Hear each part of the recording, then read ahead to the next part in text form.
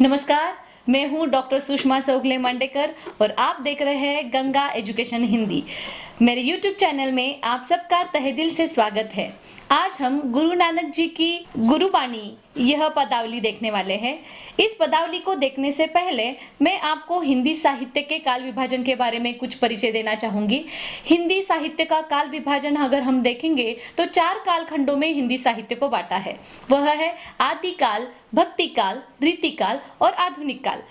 हम यहाँ पे आज जो गुरु नानक जी को देखने वाले हैं वह भक्तिकालीन साहित्य धारा के अंतर्गत आते हैं। भक्ति काल को सुवर्ण काल कहा जाता है क्योंकि भक्ति काल जो है उस वक्त के साहित्यकारों ने जो रचनाएं लिखी वह हर युग के समाज के लिए उपयुक्त सिद्ध होती है, क्योंकि उस वक्त संतों ने और बाकी के साहित्यकारों ने समाज सुधार के लिए, समाज में जन जागरण के लिए साहित्य लिखा। उस वक्त का साहित्य आज भी लागू होता हुआ दिखाई देता है। भक्ति काल में 2 भक्ति धाराएं आती है, एक है सगुण भक्ति धारा और दूसरी है निर्गुण भक्ति धारा। सगुण भक्ति धारा के अंतर्गत राम भक्ति, तुलसीदास जी उसके श्रेष्ठ कवि है, और दूसरी है कृष्ण भक्ति जिसमें सूरदास। निर्गुण भक्ति धारा जो है जिसमें निर्गुण निराकार ईश्वर की आराधना की जाती है। चराचर में कण कण में विराजमान ईश्वर को मानने वाले साहित्यकारों ने, संत कवियों ने उसमें अपना योगदान दिया हुआ है, जिसमें कबीर जी सर्वश्रेष्ठ माने जाते हैं। तो निर्गुण भक्ति धारा के अंतर्गत ज्ञानाश्रयी शाखा और प्रेमाश्रयी शाखा आदि 2 शाखाएं आती है, जिसमें ज्ञानाश्रयी शाखा में ज्ञान मार्ग से भक्ति की जाती है और प्रेमाश्रयी शाखा में प्रेम मार्ग से। प्रेमाश्रयी शाखा में जायसी सर्वश्रेष्ठ है और ज्ञानाश्रयी शाखा में कबीर, रैदास, पीपा आदि अनेक संत कवियों ने योगदान दिया है। तो आज हम गुरु नानक जी की गुरुबाणी यह पदावली देखने वाले हैं। हमारे साथ यहाँ पे मौजूद है आप Hemlata Patil madam ji, DRK college of commerce में जूनियर विभाग में इन्होंने लगातार 30 सालों तक हिंदी की सेवा की है। साथ ही वह 12वीं परीक्षा के अंतर्गत नियामक के रूप में भी वह काम कर चुकी है और 11वीं के पाठ्य पुस्तक मंडल में भी वह सदस्य के रूप में काम कर चुकी है। तो आज भी लगातार वह हिंदी की सेवा करती जा रही है। आज आप हमें गुरुबाणी के बारे में जानकारी देंगे। मैं हेमलता पाटिल मैडम जी से अनुरोध करती हूँ कि वह अपने विचारों से हमें लाभान्वित करें। नमस्कार। अभी जैसे कि सुषमा मैडम जी ने बताया, हम लोग गुरुबाणी पद का अध्ययन करने जा रहे हैं। गुरुबाणी यह गुरु नानक द्वारा लिखित पदावली है। गुरु नानक की पदावली यहाँ पर संकलित की गई है। जैसे कि अभी मैडम जी ने साहित्य के विभाजन के बारे में या साहित्य का काल विभाजन जो है इसके बारे में बताया, उसी के अंतर्गत यह गुरुबाणी आ जाती है। भक्ति काल का युग जो है वह स्वर्णिम युग माना जाता है। इस स्वर्णिम युग के अंतर्गत 2 प्रकार के प्रवाह पाए जाते हैं, एक सगुण भक्ति धारा और दूसरी निर्गुण भक्ति धारा। सगुण भक्ति धारा के अंतर्गत फिर 2 प्रवाह आ जाते हैं, जिसके अंतर्गत तुलसीदास जी जो राम भक्त है और दूसरे है कृष्ण भक्त कवि सूरदास जी। इसके अलावा भक्ति काल के अंतर्गत दूसरा जो प्रवाह आ जाता है वह है निर्गुण धारा का प्रवाह। निर्गुण धारा के प्रवाह के अंतर्गत जो भी कवि आते हैं उन्होंने परमात्मा की सर्वव्यापकता, सर्वसमावेशकता स्पष्ट की है। निर्गुण भक्ति धारा के अंतर्गत फिर 2 प्रवाह आ जाते हैं। उनमें पहली है प्रेमाश्रयी शाखा और दूसरी है ज्ञानाश्रयी शाखा। प्रेमाश्रयी शाखा के अंतर्गत जायसी और उनका पद्मावत आ जाता है, तो ज्ञानाश्रयी शाखा के प्रमुख कवि कबीरदास जी है। कबीरदास जी ने निर्गुण निराकार सर्वसमावेशक ऐसे परमात्मा की भक्ति की है। ऐसे इस कबीरदास जी के पंथ के अंतर्गत आगे चलकर गुरु नानक वृंद जैसे कवि आ जाते हैं। गुरुबाणी की शुरुआत करने से पहले गुरु नानक जी के बारे में परिचय प्राप्त करना अत्यंत आवश्यक है। गुरु नानक जी का जन्म 15 अप्रैल 1469 को रावी नदी के किनारे तलवंडी नामक गांव में हुआ। सिखों के प्रमुख 10 गुरु माने जाते हैं। इन 10 गुरुओं के अंतर्गत ये गुरु नानक जी आद्य गुरु या पहले गुरु ऐसे माने जाते हैं। नानक जी का जन्म जिस तलवंडी गांव में हुआ वह अभी हाल ही में पाकिस्तान में पाया जाता है। जिस तलवंडी गांव का इसी तलवंडी गांव का नामकरण बाद में ननकाना साहिब यह हुआ। ऐसा कहा जाता है कि महाराजा रणजीत सिंह ने इसे निर्माण किया था। आपके व्यक्तित्व में दार्शनिक, योगी, गृहस्थ, धर्म सुधारक, समाज सुधारक और कवियों के गुण पाए जाते हैं। आप सर्वेश्वरवादी हैं। सभी धर्मों वर्गों को आप समान दृष्टिकोण से देखते हैं। आप कबीरदास जी की तरह ही ज्ञान मार्गी थे और समाज के अंतर्गत जहाँ कहीं पर भी पाखंड नजर आता था उस पाखंड का विरोध करते थे। पाखंड इसका अर्थ है पूजा अर्चा करना और भगवान से संबंधित, भगवान की पूजा से संबंधित बाह्याचार करना, इसे पाखंड ऐसा कहा जाता है। आपकी काव्य भाषा के अंतर्गत फारसी, मुल्तानी, पंजाबी, सिंधी, खड़ी बोली और अरबी भाषा के शब्द समाये हुए हैं। आप सहज सरल भाषा द्वारा अपनी बात कहने की क्षमता रखते हैं। आपकी मृत्यु 1539 में हुई। आपकी प्रमुख रचना गुरु ग्रंथ साहिब मानी जाती है। यह जो गुरु नानक द्वारा लिखित यह गुरु ग्रंथ साहिब, यह जो रचना है, यह पद विधा के अंतर्गत पाई जाती है। पहले हम पद विधा किसे कहते हैं इसकी जानकारी यहाँ पर लेते हैं। पद यह विधा काव्य रचना की एक गेय शैली मानी जाती है।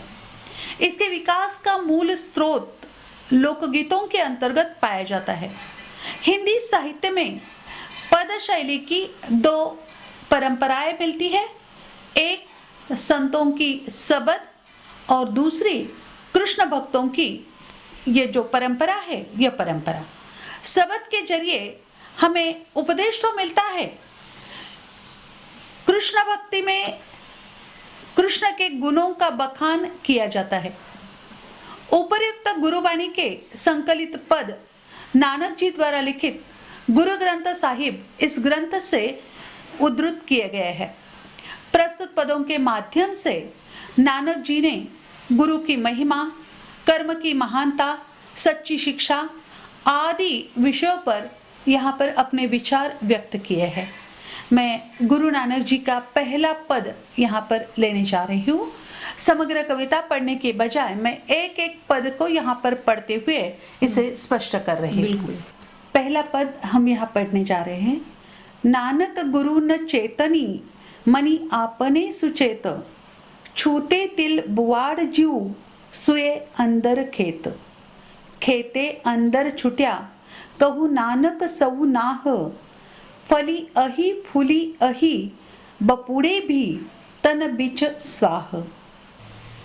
यहाँ पर शब्दार्थ जो है वह पहले हम देखेंगे और उसके बाद इसका भावार्थ पढ़ेंगे। आपने सुचेत यानी जो अपने आप को ज्ञानी समझते हैं ऐसे लोगों के लिए उन्होंने आपने सुचेत ऐसा शब्द प्रयोग किया है।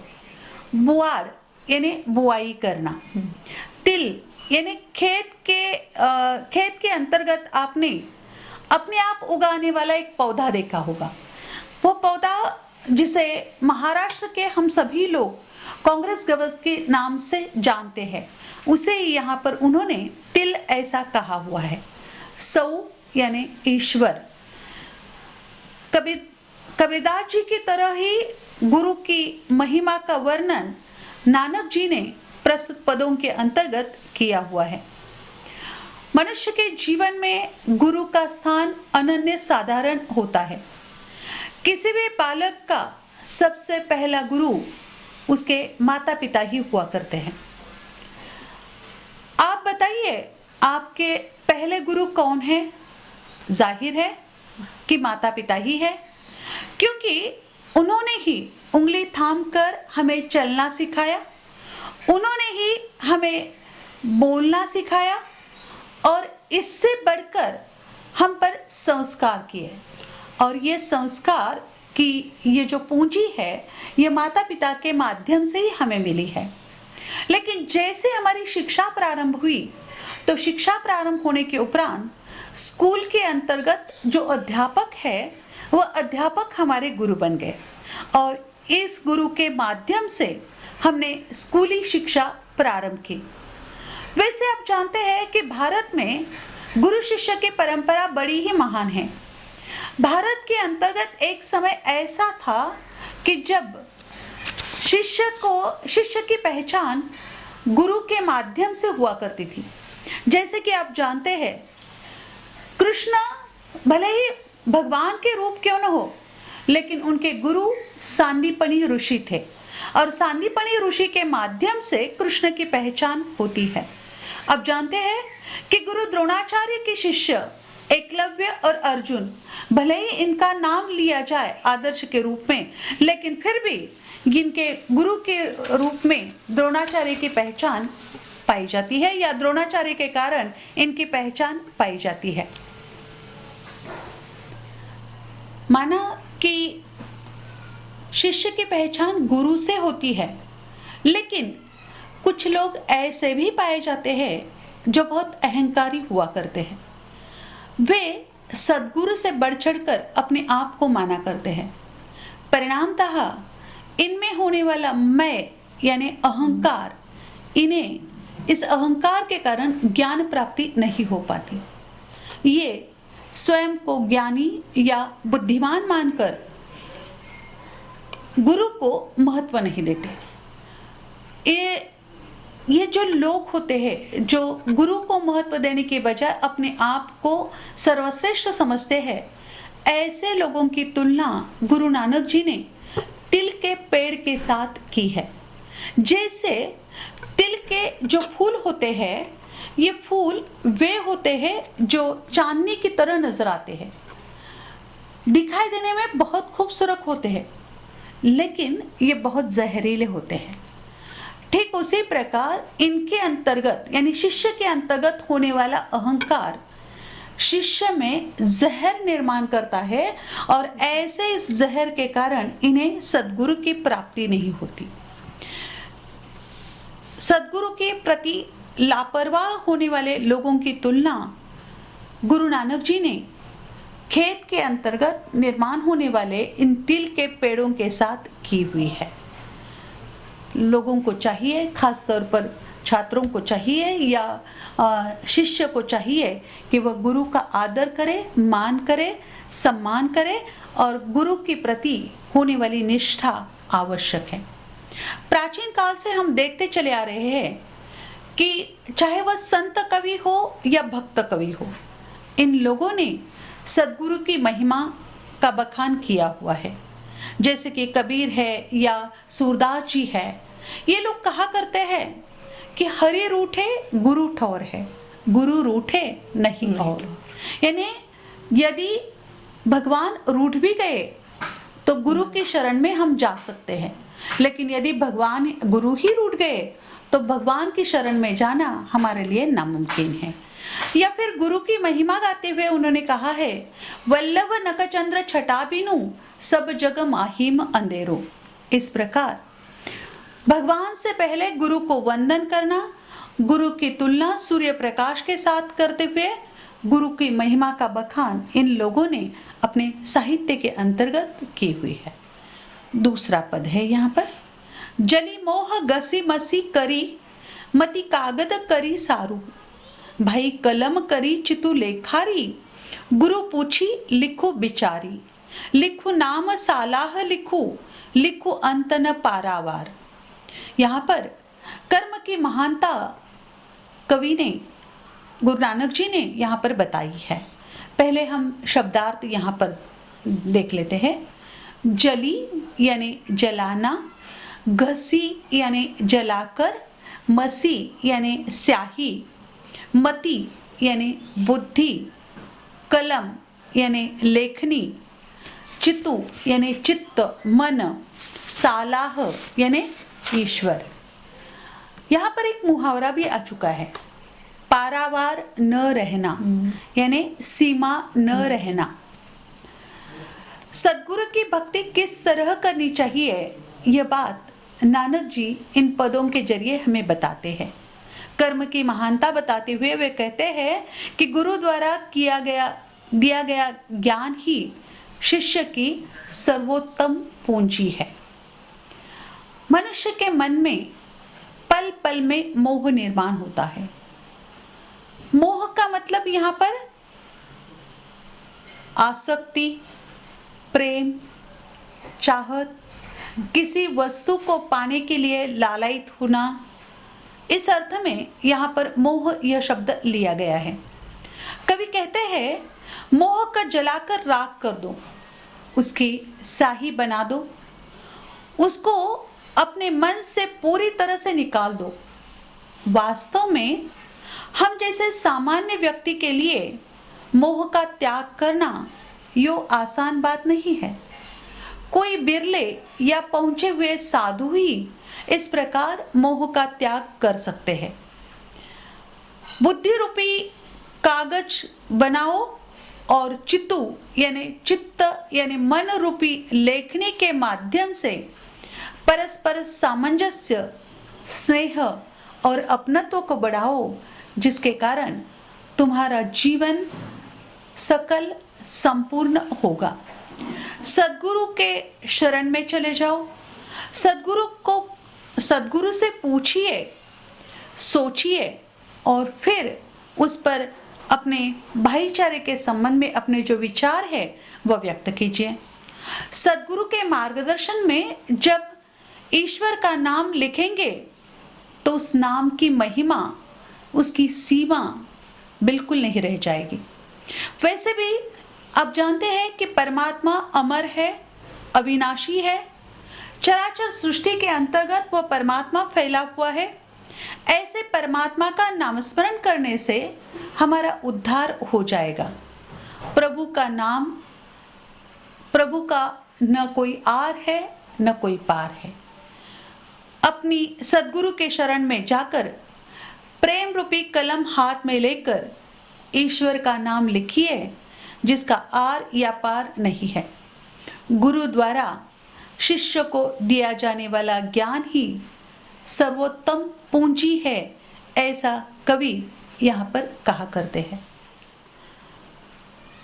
अभी भी दूसरे पद के अंतर्गत हमने पाया कि चराचर सृष्टि में फैले हुए परमात्मा को पाने के लिए किस प्रकार सद्गुरु की सहायता आवश्यक है। आगे हम तीसरा पद देखने जा रहे हैं। मनरे अहिनिसी हरिगुण सारी, जिनु खनु पलु नामू न बिसरे, ते जन बिरले संसारी। ज्योति ज्योति मिलाइए, सुरति सुरति संजोगु, हिंसा हऊ में गतु गए, नाही सहसा सोगु। गुरुमुख जिसु हार मानी, बसे तिसु मेले गुरु संजोगे।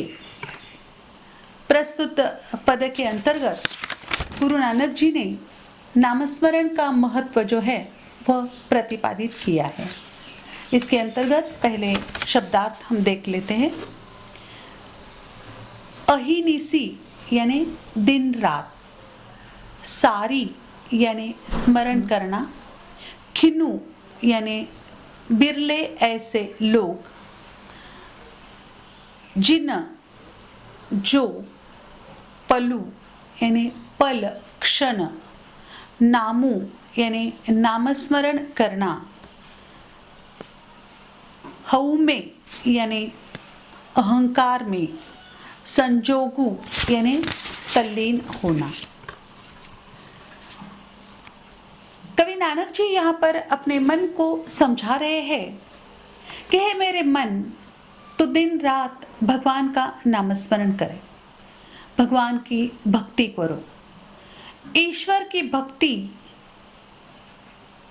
एक ऐसी शक्ति है जो हर व्यक्ति अपने अपने क्षमता के अनुसार उसका आचरण करता रहता है। जैसे कि कुछ लोग व्रत, वैकल्य, पूजा अर्चना आदि के माध्यम से भगवान की पूजा अर्चना करते हैं। कुछ लोग नवविधा भक्ति की तरह भगवान की पूजा अर्चना करते हैं, जिसमें श्रवण, कीर्तन, स्मरण, पाद सेवन, अर्चन, वंदन, दास्य, सख्य, आत्मनिवेदन आ जाता है। नानक जी कबीरदास जी की ज्ञानाश्रयी परंपरा के हैं। कबीरदास जी की तरह इन्होंने भी कर्मकांड यानी पूजा अर्चना करना, उपवास करना, इन सब पाखंडों का विरोध इन्होंने किया हुआ है। इनकी धारणा है कि जो भी व्यक्ति सच्चे मन से भगवान की पूजा अर्चना किया करता है उसे परमात्मा आसानी से प्राप्त हो जाता है। एक तरीके से नामस्मरण का महत्व इन्होंने अपने साहित्य के जरिए, अपने पदों के जरिए व्यक्त किया है। आप सभी महाराष्ट्र के छात्र हैं।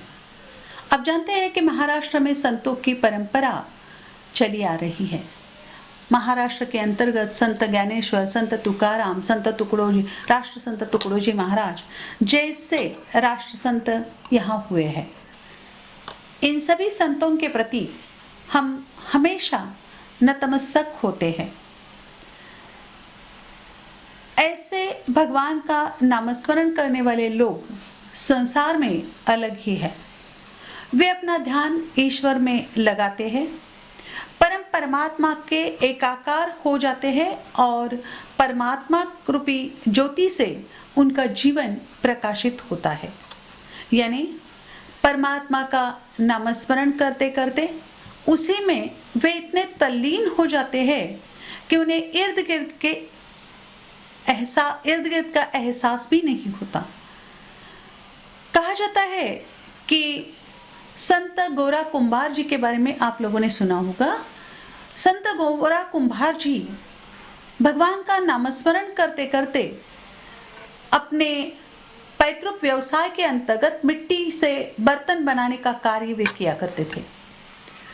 मिट्टी को वे रौंदते रौंदते भगवान का नामस्मरण कर रहे थे, तो नामस्मरण करते करते उनका बच्चा रेंगते हुए वहां पर आया और उनके पैरों तले कुचलता चला गया, लेकिन उनका ध्यान भगवान के नामस्मरण में इतना लगा हुआ था कि उन्हें ध्यान ही नहीं आया कि उनका बच्चा उनके पैरों तले आ चुका है।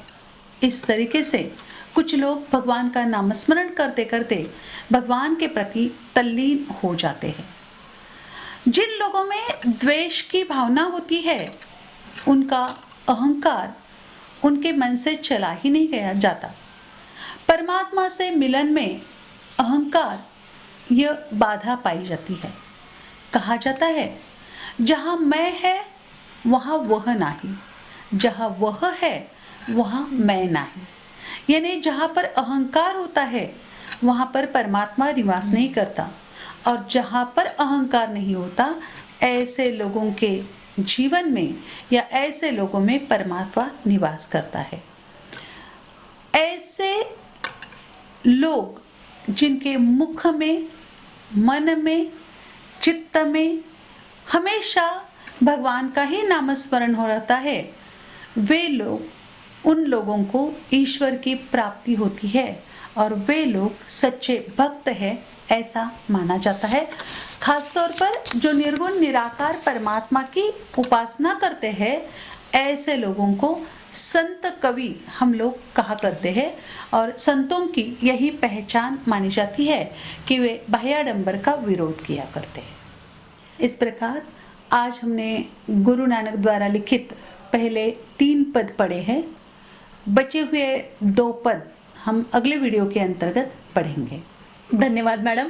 तो इस प्रकार आज हमने देखा कि किस तरह बहुत ही सुंदर तरीके से गुरुवाणी के ऊपर अपने विचार हेमलता पाटिल मैडम जी ने व्यक्त किए हैं। पहले पद के अंतर्गत गुरु की महिमा का बखान किया है, गुरु किस तरह सर्वश्रेष्ठ होता है और गुरु किस तरह हमें हमेशा हर राह दिखाता है, हर राह में आने वाली मुसीबतों से वाकिफ कराता है, इसके बारे में उन्होंने चर्चा की। अहंकार हमारे मन में बिल्कुल नहीं होना चाहिए, क्योंकि अहंकार हमें हमेशा परमात्मा से मिलन में बाधा बन के सामने आता है और साथ ही गुरु से भी हमारा रिश्ता उतना घनिष्ठ नहीं हो पाता। इसलिए हमें गुरु से श्रेष्ठ कभी नहीं समझना है, गुरु ही सर्वश्रेष्ठ है। कबीर तो कहते हैं सदगुरु की महिमा अनंत, अनंत की उपगार, लोचन अनंत उघाड़िए अनंत दिखावनहार। उसी प्रकार हमें हमेशा गुरु हमारे मार्ग में आने वाली कठिनाइयों से परिचित कराते हैं। इसलिए गुरु हमेशा सर्वश्रेष्ठ है जिनके नाम से हम जाने जाते हैं।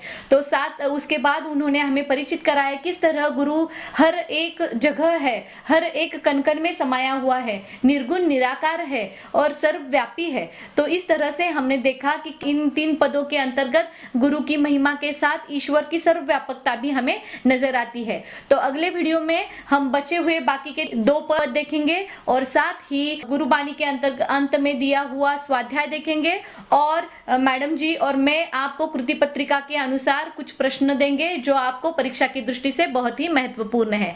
तब तक आप पढ़ते रहिए, मेरे YouTube चैनल को देखते रहिए, सब्सक्राइब करना ना भूलें और बेल आइकॉन को भी दबाएं ताकि आपको अगली नोटिफिकेशन मिल जाए। तब तक के लिए धन्यवाद।